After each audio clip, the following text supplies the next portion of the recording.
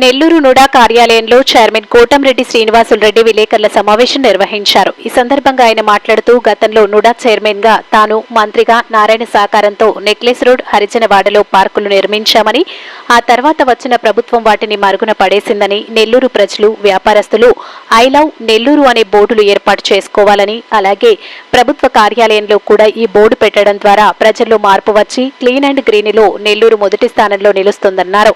జిల్లా మంత్రులు ఎమ్మెల్యేల సహకారంతో ఐ లవ్ నెల్లూరు నినాదాన్ని ఒక ఉద్యమంలా అందరిలోకి తీసుకెళ్లడం ద్వారా నెల్లూరుని క్లీన్ అండ్ గ్రీన్ లో మొదటి స్థానంలో నిలిచేలా ప్రయత్నం చేస్తున్నామన్నారు. ఈ కార్యక్రమంలో నుడా సిపి హిమబిందు, ఏవో రాజు పాల్గొన్నారు. ముందుగా నా ప్రియమైనటువంటి ఒక ప్రెస్ మిత్రులు అందరూ వచ్చేసినందుకు మీకు ప్రత్యేక ధన్యవాదాలు. నాతోటి మా సిపిఓ హిమబిందు గారు, ఏవో రాజు గారు ప్రెస్ మీట్ లో పాల్గొనడం జరిగింది. ఈరోజు ముఖ్య ఉద్దేశం జన్మభూమిని ప్రేమించాలి అనే నినాదం. నెల్లూరు జిల్లాలో మొదటగా ఎవరికి పెద్ద పెద్ద మంత్రులు పనిచేసినా, పెద్ద పెద్ద కుటుంబాలు పనిచేసినా ఎవరికి రాని అవకాశం నెల్లూరు చెరువు దగ్గర మన నెల్లూరు అమ్మకి ఇరగాళమ్మ గారికి ఒక గ్రామ దేవత, ఆమె తెప్పోత్సవానికి ఒక ఘాటు ఎన్టీఆర్ నెక్లెస్ రోడ్ అనేది ఆ చెరువు మీద ఒక నెక్లెస్ రోడ్డు. ఆనాడు నేను ఫస్ట్ నుడా చైర్మన్ అయినప్పుడు నారాయణ గారి సహకారంతో ఈ రాష్ట్రంలో నెంబర్ 1 గా ఆ నెక్లెస్ రోడ్డు కానివ్వండి, అనేక పార్కులు, ఒక హరిజనవాడలో ఇప్పటి వరకు చరిత్రలో పార్కులు కట్టలేదు. అటువంటిది కూడా ఒక హరిజనవాడలో, అలాంటిది ఒక పల్లె ప్రాంతాల్లో కూడా ఇంతవరకు ఎవరు కట్టినటువంటి పార్కులు ఆనాడు నేను ఫస్ట్ నుడా చైర్మన్ అయినప్పుడు కట్టడం జరిగింది. ఇవన్నీ కూడా ఆ రోజు నాలో ఉన్నట్టు ఒక కొత్త ఆలోచన, ప్రాంతీయ మన అభిమానం.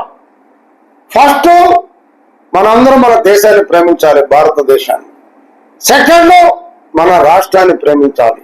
థర్డ్ మన ప్రాంతం నెల్లూరు జిల్లా ఏ ప్రాంతంలో ఏ ప్రజలు ఉన్నారో అందుకని ఆనాడు నెక్లెస్ రోడ్ దగ్గర ఐ లవ్ నెల్లూరు అనే బోర్డు ఏర్పాటు చేయడం జరిగింది. వేల మంది విద్యార్థులు వచ్చి ఫోటోలు తీసుకోవడం జరిగింది. 10-15 రోజులు. ఐ లవ్ నెల్లూరు ఫస్ట్ నెల్లూరుకి తెచ్చినటువంటి ఒక నినాదం. కానీ ఆనాడు ఎలక్షన్ రావడం, మేము వెళ్ళిపోవడం, ఆ లవ్ పోవడం, బోర్డు పోవడం రెండు జరిగిపోయింది. ఈరోజు దాన్ని పట్టించుకునే వాళ్ళు లేడు. కొంతమంది ఈ మధ్య నన్ను చూసి కాపీకెట్ అక్కడక్కడ పెట్టారు. నేను నుడా చైర్మన్ అయినప్పుడు ఫస్ట్ నేను ప్రెస్ లో మాట్లాడినప్పుడు అదే చెప్పాను. ఫస్ట్ మీ సిద్ధాంతం మీరు దేని మీద పోతున్నారు అంటే ఫస్ట్ మన ప్రాంతాన్ని మనం ప్రేమించాలి. అలాగే ఒక క్లీన్ అండ్ గ్రీన్ అంటే నారాయణ గారు ఏది కష్టపడుతున్నారో అలాంటి దాంట్లో ఆయన తోటి ప్రయాణించాలని, అలాగే రామనారాయణ గారి మద్దతుతో, జిల్లాలో ఉండే అందరూ ఎమ్మెల్యేల మద్దతుతో ఈ నుడాని నెంబర్ 1 స్థానంలో నిలపాలనేది మా కోరిక. దాని మీద మీరంతా కూడా మా సిపిఓ గారు కానీ ఎంత కొత్తగా వచ్చిన వాళ్ళే, పాత రోజుల్లో జరిగింది వాస్తవమే. చెప్పాను కదా, మా లేఅవుట్కి 27,000 కోట్లు పనిచేసారి 27 కోట్ల పనిచేస్తే 26 కోట్లు బిల్లు ఇచ్చేసారు. చరిత్ర లేదు. మన డబ్బు శాంక్షన్ చేయించడం ఏంటి? వాడి చుట్టూ మేము తిరుగుతున్నాం. ఈరోజు ఇటువంటి అన్యాయాలు ఎన్నో ఉన్నాయి. ఇవి కూడా మంత్రి గారితో, నారాయణ గారితో మాట్లాడి ఎలా చేయాలో చూస్తాం. రేపు వెళ్తున్నాం, ఎల్లుండి కదమ్మా, ఎల్లుండి వెళ్తామా, కావాలి చూస్తాం. చాలా రోజులు అనుకుంటాం, ప్రోగ్రాం కాలేదు. జస్ట్ కందుకులో లేఅవుట్ ఉంది, అది కూడా చూస్తాం. అదే రకంగా అక్రమ లేఅవుట్ల మీద నారాయణ గారు కమిటీ వేశారు. వాళ్ళు 237 ఇచ్చారు. నాకు తెలిసి ఆ 237 కావలి నియోజకవర్గంలో ఉంటాయి. వాళ్ళు తప్పిచ్చారు. నాకు తెలిసి 500-600 అక్రమ లేఅవుట్లు ఉన్నాయి. అవన్నీ కూడా చూస్తాం. నేనే తిరుగుతాను. మా అధికారులు తీసుకొని ఆడ ఎంఆర్ఓ పిలిపిస్తాం, ఆడ విలేజ్ సెక్రటరీలు పిలిపిస్తాం, అదే రకంగా విలేజ్ సెక్రటరీలు అందరినీ పిలిచి కూడా అవగాహన సదస్సు పెట్టాలనుకుంటున్నాం. తప్పకుండా నుడాలో విప్లవాత్మకమైనటువంటి మార్పులు తెస్తాను, చేసి చూపిస్తాం. మేమందరం కలిపి అందరూ సహకరిస్తేనే ఈ ప్రోగ్రాం విజయవంతం అవుతుంది.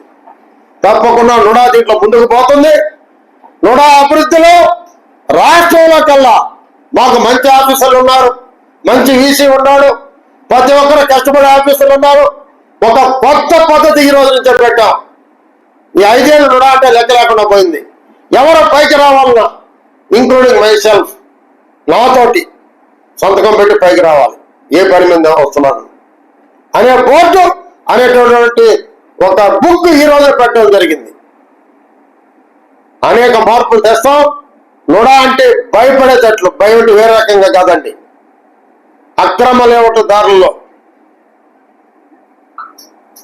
ప్రజలు నష్టపోకుండా ప్రజానికానికి ఏది ఉపయోగపడద్దో ఆ పని కూడా చేసి దానికి సిద్ధంగా కావకి ఫస్ట్ దానికే మీకు ఇప్పుడు చెప్పాను. గవర్నమెంట్ స్థలాలంతా జిల్లాలో ఎక్కడ గుర్తించి ఆ స్థలాల్లో లేఅవుట్లేసి